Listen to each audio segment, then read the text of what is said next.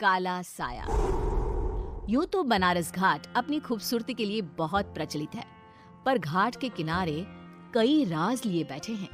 ये कहानी शुरू होती है बनारस के घाट के पास बने ममता निवास से, जहाँ प्रिया लाल जोड़े में ममता के घर उसकी बहू बनकर आती है। आओ आओ बहू, घर को अपने पैरों से पवित्र करो। ममता घर की दहलीज पार कर ही रही होती है कि अचानक एक बहुत गंदी सी बास पूरे घर में फैल जाती है।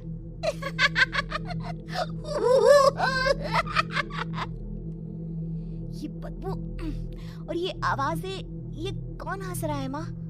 अब ये पड़ोसी ना हमारे थोड़े अलग से है। कहाँ हम शाकाहारी और ये मांस मच्छी खाने वाले। छोड़, तू ध्यान मत दे और गृह प्रवेश कर। और हाँ बहू, अपनी सास की एक बात हमेशा याद रखना, इन पड़ोसियों से तो कभी बात नहीं करेगी। अच्छे लोग नहीं है ये।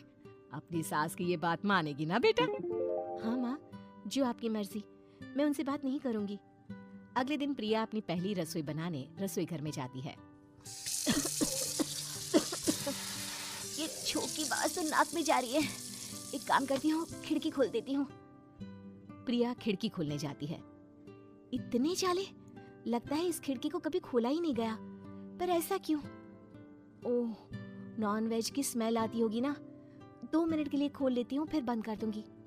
प्रिया खिड़की खोलती है। खिड़की खोलते ही उसकी नजर सामने वाले घर की खिड़की पर पड़ती है, जहाँ एक लड़की खड़ी होती है। हाथों में मेहंदी, लाल रंग की साड़ी, बिल्कुल सजी धजी, मानो प्रिया की तरह ही वो भी नई नवेली बहू हो। वो प्रिया को देखकर मुस्कुराती है। हे भगवान, माँ ने तो इनसे बात करने को मना किया था। प्रिया फौरन ही खिड़की बंद कर देती है और तवे पर चढ़े रोटी की ओर देखने लगती है, पर वहाँ रोटी न होकर मछली पड़ी होती है। ये क्या? पहली ही रसोई में इतनी बड़ी गलती! हे भगवान, अब मैं क्या करूं? प्रिया बहुत डर जाती है और फौरन रसोई की सफाई करने और फिर सभी के लिए खाना बनाने लग जाती है। जब वो सबको खाना परोसती है, सब तो ठीक है, मैं बेकार में चिंता कर रही थी। हे भगवान, ऐसे ही बस अपनी कृपा बनाए रखना। रात के वक्त जब सब सो रहे होते हैं, तब प्रिया को पायल की आवाज सुनाई देती है, जिससे उसकी आंख खुल जाती है। ये पायल की आवाज कहाँ से आ रही है? प्रिया उठकर उस आवाज के पीछे छत की सीढ़ियों तक जाती है। तभी उसे बच्चे के रोने की आवाज आती है। प्रिया छत पर जाती है तो क्या देखती है? वही लाल साड़ी वाली लड़की अपनी गोद में एक नवजात बच्चे को घुमा घुमा कर सुला रही है। तभी प्रिया की नजर उसके पेट पर पड़ती है। ओह गॉड, ये तो प्रेग्नेंट भी है। सुनिए, बच्चा सो नहीं रहा है क्या? मैं कुछ मदद करूं? नहीं नहीं, आपके घर वालों को अच्छा नहीं लगेगा, मैं संभाल लूंगी। स्नेहा की गोद से बच्चा हाथ मारकर प्रिया की गोद में आने को छटपटाने लगता है। दोनों घर अगल बगल में बने होने के कारण प्रिया उस बच्चे को गोद में ले लेती है। प्रिया के पास आते ही वो सो जाता है। बच्चे का वो स्पर्श रात भर प्रिया भूल नहीं पाती और अगली सुबह वो छत पर कपड़े सुखा रही होती है। तभी उसे एक औरत इशारा करके बुलाती है। स्नेहा कह रही थी बाबू तुम्हारी गोद में आते ही सो गया। मैं गौरी, स्नेहा की माँ हूँ। बहू, घर आना, बाबू को खिला भी लेना। शाम को जब घर पर कोई नहीं रहता, बच्चे से मिलने के लिए प्रिया छिपकर अपनी पड़ोसन के घर चली जाती है और कुछ देर बच्चे को खिलाकर वापस लौट आती है। इसके कुछ दिन बाद ही प्रिया को पता चलता है कि वो माँ बनने वाली है। ममता की खुशी का ठिकाना नहीं रहता। माँ जी, पता नहीं क्यों उल्टी आ रही है। प्रिया भागती हुई वॉशरूम में जाती है तो हरे और लाल रंग की उल्टी करती है। उस उल्टी में से कीड़े निकलते हैं। ये क्या? खून और ये कीड़े! माँ! माँ! प्रिया की आवाज सुनकर ममता दौड़ कर आती है, पर बेसिन में कुछ नहीं होता। प्रिया हक्की बक्की रह जाती है।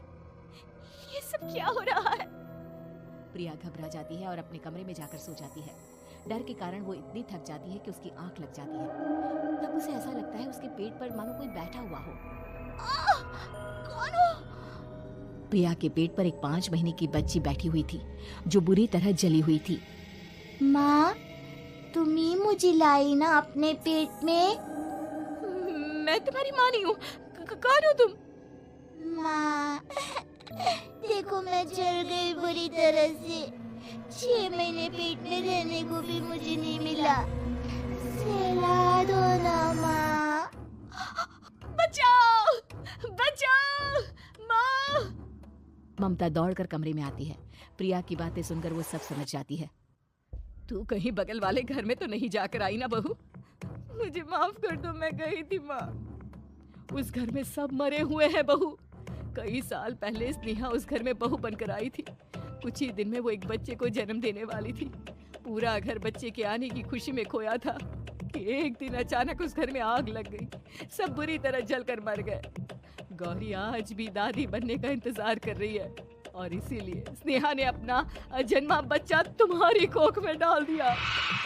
ममता ये कह रही होती है कि पीछे से उसके पैरों को एक बच्चा पकड़ लेता है। दादी, दादी।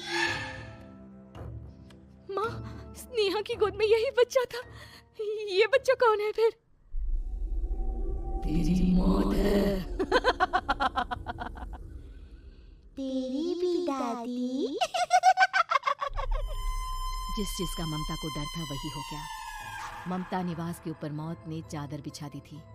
प्रिया का पेट ऐसे बढ़ जाता है मानो 9 महीने का हो। 2 हाथ उसके पेट से बाहर निकलते हैं। बहू, संतोष को फोन कर, किसी पंडित जी को बुला बहू। प्रिया का पति भागता हुआ घर आता है। ये तो होना ही था माँ। तेरा बाप तेरे सामने आ गया तो तू सह नहीं पा रही है।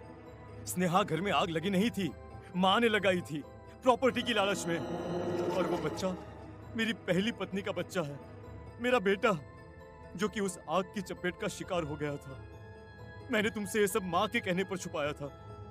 मुझे माफ कर दो प्रिया। तुम अगर चाहो तो यहाँ से जा सकती हो। मैं तुम्हें किसी भी बंधन में रखना नहीं चाहता। मेरी शादी हुई है आपसे, मैं आपको छोड़ नहीं सकती, पर उससे पहले हमें स्नेहा, उसकी माँ और बच्चे की आत्मा की शांति करवानी होगी। संतोष और ममता गौरी के घर जाते हैं। अंदर सब कुछ जला हुआ होता है। जमीन पर जली हुई लाशें बिखरी हुई थी। ममता रो रो कर अपनी करने की माफी गौरी से मांगती है। प्रिया स्नेहा के घर वालों का अंतिम संस्कार करवा देती है और ममता निवास फिर से आत्माओं के साए से मुक्त हो। उम्मीद है कि आपको हमारी ये कहानी पसंद आई होगी। कृपया हमारे चैनल को सब्सक्राइब करें और सभी अपडेट्स के लिए बेल आइकन जरूर क्लिक करें। और हाँ, वीडियो लाइक और शेयर करना मत भूलिएगा। Bye bye.